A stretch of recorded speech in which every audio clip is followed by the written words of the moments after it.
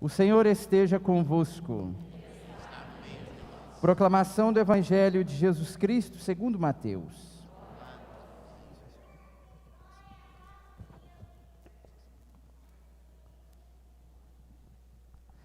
Naquele tempo, vendo Jesus as multidões, subiu ao monte e sentou-se. Os discípulos aproximaram-se e Jesus começou a ensiná-los. Bem-aventurados os pobres em espírito, porque deles é o reino dos céus. Bem-aventurados os aflitos, porque serão consolados. Bem-aventurados os mansos, porque possuirão a terra. Bem-aventurados os que têm fome e sede de justiça, porque serão saciados. Bem-aventurados os misericordiosos, porque alcançarão misericórdia. Bem-aventurados os puros de coração, porque verão a Deus. Bem-aventurados os que promovem a paz, porque serão chamados filhos de Deus. Bem-aventurados os que são perseguidos por causa da justiça, porque deles é o reino dos céus. Bem-aventurados sois vós, quando vos injuriarem e perseguirem, e mentindo disserem todo tipo de mal contra vós por causa de mim. Alegrai-vos e exultai, porque será grande a vossa recompensa nos céus. Palavra da salvação. Glória a vós, Senhor.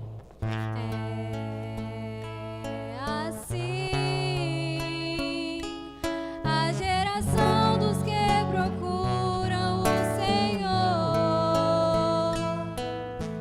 É assim, a geração dos que procuram o Senhor. É assim a geração dos que procuram o Senhor. Como assim? Assim como? Como é a geração dos que procuram o Senhor? E quem é esta geração? A geração dos que procuram o Senhor, segundo o salmista, é aquela geração que tem as mãos puras e o coração inocente, apesar das faltas, apesar dos pecados, que não dirige sua mente para o crime, mas que se volta para a justiça de Deus. Assim é esta geração. Qual geração? A nossa geração. Nós queremos isso. Nós queremos ser membros da família divina e nós o somos. Porém, se o nosso caminho não está muito de acordo com o que o salmista nos leva a refletir, então que a gente volte a nossa vida para isso, para essas indicações que ele coloca diante de nós, em nossos ouvidos. Com as mãos puras, inocente coração, dirigindo a nossa mente para a justiça em vez do crime. Aí sim, seremos capazes de participar do reino de Deus, capazes de subir a montanha da casa do Senhor e habitar com o Senhor. Na primeira leitura, São João, ele tem uma visão que é relatada para nós no livro do Apocalipse. Toda a linguagem apocalíptica fala do passado, do presente e do futuro. Então, de algo que já aconteceu, que está acontecendo e que acontecerá. E esta visão que foi dada a São João se refere àquelas pessoas que seguiram a Deus, que fizeram a vontade de Deus e no final, no futuro, estarão reunidas em nome de Jesus, diante de Jesus. Qual é o número? 144 mil? É um número exato? Se fosse 144 mil, nem Belo Horizonte estaria dentro desse número. 144 mil é só uma simbologia para dizer da totalidade dos filhos de Deus que participarão do reino de Cristo. O versículo 9 nos diz desta universalidade. O versículo 9 nos fala da imensidão das pessoas que estarão reunidas. Um número incontável de pessoas, imensurável. Vejam só, depois disso vi uma multidão imensa de gente de todas as nações, tribos, povos e línguas, e que ninguém podia contar. Então é incontável. Estavam de pé diante do trono e do Cordeiro, trajavam vestes brancas e traziam palmas na mão. As vestes brancas, querido povo de Deus, simboliza o homem livre do pecado, o ser humano livre para viver plenamente em Deus. Então, essa linguagem apocalíptica fala da nossa vivência num futuro. Porém, até que a gente chegue a esta vivência junto com o Senhor, o que é que permitirá que nós façamos parte do reino de Deus? As tribulações.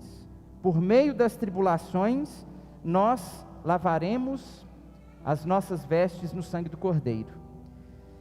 E o que faz parte das tribulações?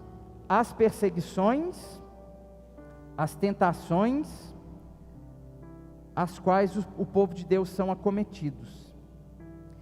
Perseguições por quê? Porque nós buscamos ser justos, nós procuramos ser honestos. Nós que somos católicos e que estamos aqui nesta igreja, nós procuramos viver o amor de Jesus. Então, quem procura viver o amor de Jesus, quem procura a justiça para si e para os filhos de Deus, quem perdoa, quem faz o bem, então essas pessoas são perseguidas, porque quem não faz isso, não suporta ver quem faz e persegue. É algo natural do mundo, não é algo próprio da vida de fé. Não é natural, não é normal isso para a vida de fé. Deus nos cria para sermos felizes, porém, isso é consequência da nossa escolha de servir e seguir a Deus. Quem vive a sua vida de fé é perseguido. Porém, querido povo de Deus, não é qualquer perseguição que une o nosso sofrimento à cruz de Jesus, mas a perseguição por causa de Deus.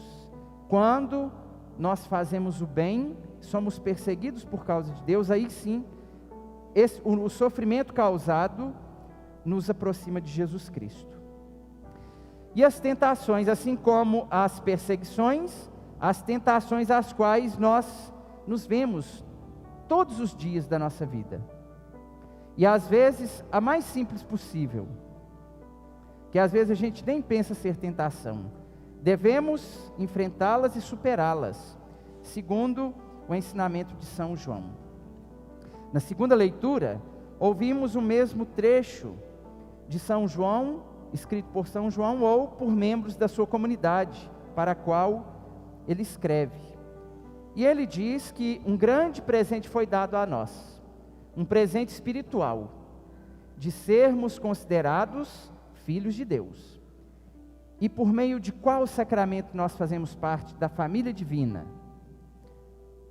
Por meio do batismo, muito bem. Somos batizados, mas basta ser batizados? Não basta ser batizados. São João afirma que nós devemos conhecer a Deus. Quando a gente conhece, a gente vive aquilo que a gente conhece.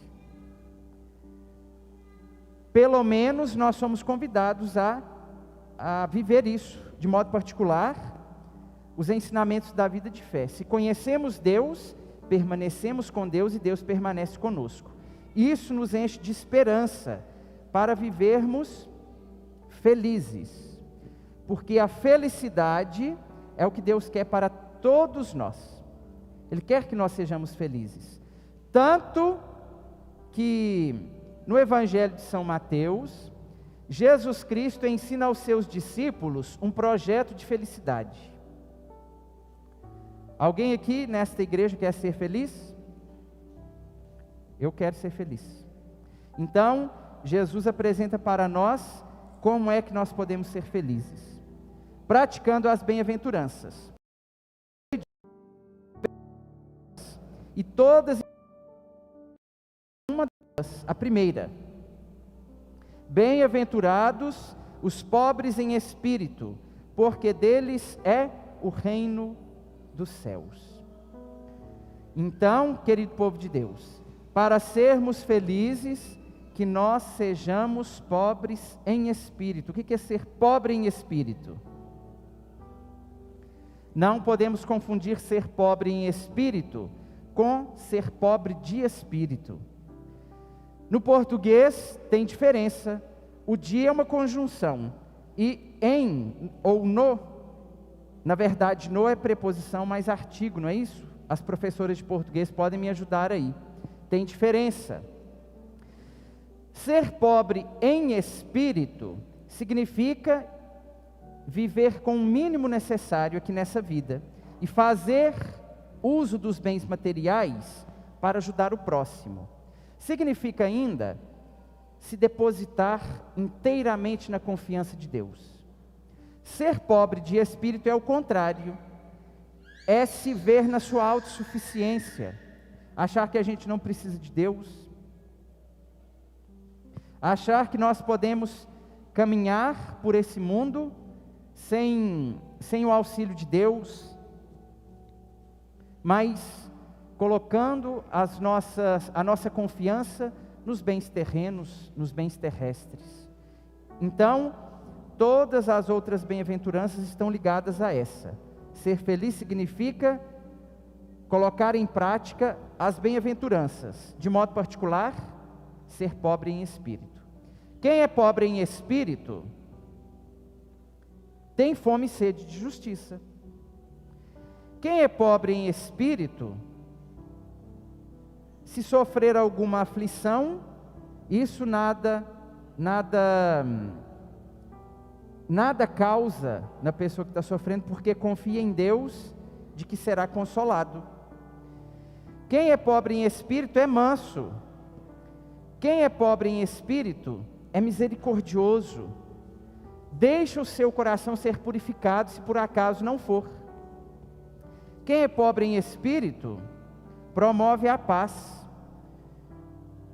Quem é pobre em espírito se alegra quando é perseguido por causa da justiça. Jesus é a justiça, Jesus é justo. Então, todas as bem-aventuranças estão correlacionadas com essa primeira. Concluindo então esta reflexão de hoje, das bem-aventuranças, todas ensinadas aqui por Jesus, os santos, os quais nós celebramos hoje, solenidade de todos os santos, viveram pelo menos uma delas. Um itinerário de felicidade, um projeto de alegria, um projeto de felicidade. Eles são então, para nós, Santa Rita de Cássia, por exemplo, exemplo de vivência das bem-aventuranças. Nós nos inspiramos nela, na nossa padroeira paroquial, para seguir Jesus, para sermos felizes. E em duas delas, Jesus Cristo, ele promete um prêmio já no presente. Tanto que o verbo está no presente, vejam só. Bem-aventurados os pobres em espírito, porque deles é o reino dos céus. Verbo no presente. Bem-aventurados os que são perseguidos por causa da justiça, porque deles é o reino dos céus. Então, querido povo de Deus, neste projeto já recebemos o prêmio aqui. As demais, o prêmio é futuro. Mas estejamos bem atentos para vivê-las e assim sermos considerados dignos dos presentes que Jesus Cristo prometeu. Reflitamos então um pouco mais em silêncio sobre este magnífico, sobre este lindo texto bíblico.